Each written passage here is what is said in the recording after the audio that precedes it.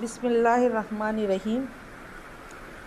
رسول اللہ صلی اللہ علیہ وسلم نے فرمایا، جو شخص کسی مسلمان کی برائی اور غیبت کر کے ایک لقمہ کھائے، یعنی اس ذریعے سے رزق حاصل کرے، اللہ اس کو اس لقمے کی مانند دوزخ کی آگ کھلائے گا۔ رسول اللہ صلی اللہ علیہ وسلم نے فرمایا، پیر اور جمعرات کے دن جنت کے دروازے کھولے جاتے ہیں اور ہر بندے کی بخشش کی جاتی ہے، بشرط یہ کہ وہ خدا کے ساتھ کسی کو شریک نہ کرتا ہو، اور صرف وہ لوگ اس بخشش سے محروم رہ جاتے ہیں جو کسی مسلمان سے کینہ اور عداوت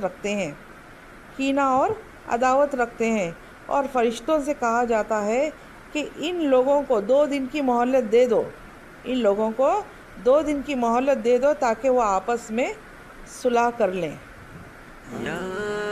رسول اللہ،